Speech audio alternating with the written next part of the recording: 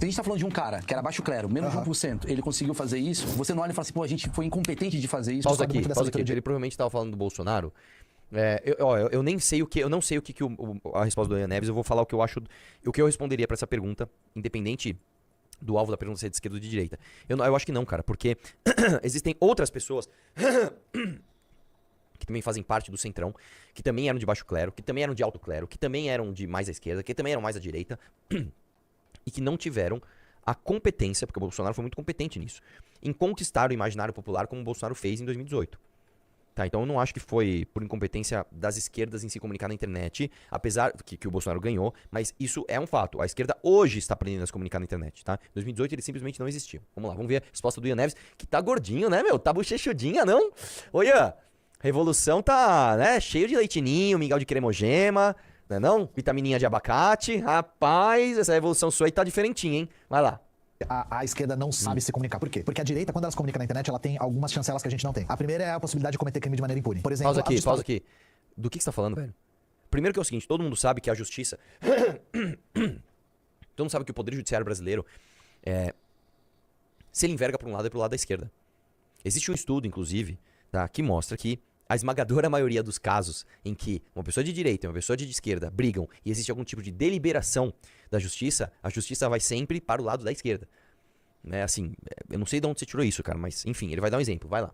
De massa que o Bolsonaro fez que são absolutamente ilegais e que vida que segue também. Uma quantidade Pausa aqui. Em primeiro lugar é o seguinte, quem disse que vida que segue? Quem disse que vida que segue, cara? O Bolsonaro sofreu sanções absurdas na campanha de 2022 por conta disso, inclusive. Né? Então, não, você tá falando besteira, né? Vai lá. Mentiras propagadas com manipulação de informação. A partir do momento que eu faço Pausa aqui, isso é outra coisa. Que argumento infantil, cara. Não, a direita se comunica porque eles mentem. Eu também não vou vir aqui e falar, não, quem mente é a esquerda. Não, todo mundo mente, cara. A esquerda mente, a direita mente, o centro mente, todo mundo mente. Se tem uma coisa que é proliferada na internet, é mentira. Né? Cara, eu tenho vídeos do Lula se orgulhando de mentir. Ele fala, eu inventava um monte de número mesmo, é isso aí, tamo junto. Né? Todo dia aqui nessa live a gente desmascara um monte de mentira de um monte de gente de direita e de esquerda também. Então, que argumentação infantil, velho. Vai lá. 30 processos de minha ruína. E segundo, o que eles têm? Que a gente não tem. Esses disparos não foram de graça, né? Eles foram irrigados com muita grana. Pausa aqui, deixa eu falar uma coisa, seu lindo. Primeiro que ninguém gastou mais dinheiro em campanha do que o PT. Tá? O PT roubou a Petrobras pra isso. Tá? E se isso for mentira, você me processe. O governo roubou a Petrobras pra fazer campanha. Tá? O escândalo do Mensalão, o escândalo do Petrolão envolviam campanhas. Os maiores milionários do Brasil, os ultratrilhardários, né, os donos de banco aqui no Brasil, o dono da maior empresa de carnes do mundo, né, o dono de uma mineradora de diamantes. Esses caras todos são doadores do PT, velho. São doadores do PT. Outra coisa, financiamento internacional, como a gente já provou aqui na live, de agências como Sleeping Giants, tá? Vem da esquerda. Você fala, então a direita não tem empresários que financiaram o Bolsonaro? Claro que tem, mas em termos de dinheiro, mais uma vez, a esquerda tem muito mais dinheiro do que a direita. Assim, só não faz sentido o que você tá falando, vai lá. Simplesmente não tem essa grana. Então, pra além de, não vale a pena fazer esse tipo de janonismo cultural, porque a lei pesa diferente pro nosso lado. Pausa aqui. Cara, você usou o exemplo pior que você podia usar. O Janones é o exemplo claro de como a lei não pesa pra ele. Primeiro que vazaram áudios dele claramente ali, supostamente, né, pedindo rachadinha. E ele foi salvo no mandato. Só que mais do que isso, o Janones, ele mente, ele calunia, ele difama, ele injuria. Ele faz de tudo, né? Ele é um poço de fake news. O Janones, ele é o Janonews, né, cara? Ele é super fake news. E não acontece nada com ele, velho. Eu acho ele um bosta, tá? Mas o Nicolas pôs uma peruca e sofreu um processo e teve que pagar não sei quantos milhões aí. Né? Então, cara, desculpa. Só não faz sentido o que você tá falando. Vai lá. Tem recurso pra fazer. Então acho que a gente não perdeu o timing. Eu acho que a tática que foi usada por eles é uma impossibilidade pra gente. E eu tenho a minha própria visão de qual tática deve ser usada por nós. Esse tipo de construção... Pausa aqui. Ah, regou, Ian. Cadê o Ian que faz aquele beicinho? Eu tô falando de tomada armada do Estado. Cadê Ian? O Ian que fala de tomada armada do Estado. Agora você mudou pra... Eu tenho opiniões de como a gente deve agir. Ian Neves, vai. Isso, exatamente. O que o fascismo traz é uma construção de um movimento de massas que consegue desviar o foco do sofrimento da classe trabalhadora. Não, então vamos lá, Ian. Eu vou te falar por que vocês não fazem sucesso na internet. Em primeiro lugar, porque vocês não representam a vontade da maioria das pessoas. Isso é simples.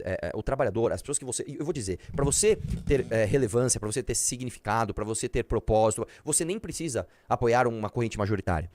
Se você é uma pessoa que você representa quem você diz representar, você vai ter ali significado para essas pessoas, você vai ter de fato ali relevância. O problema é que você diz representar uma galera que não se sente representado por você. Você diz representar uma classe trabalhadora que olha pra você e fala, mano, esse moleque é um playboy leite com pera, sai daqui. Então você tem um problema existencial na sua luta. Não é um problema de comunicação, não é um problema de estratégia midiática. Você tem um problema existencial. A sua existência, a existência da sua luta fere o que ela diz fazer.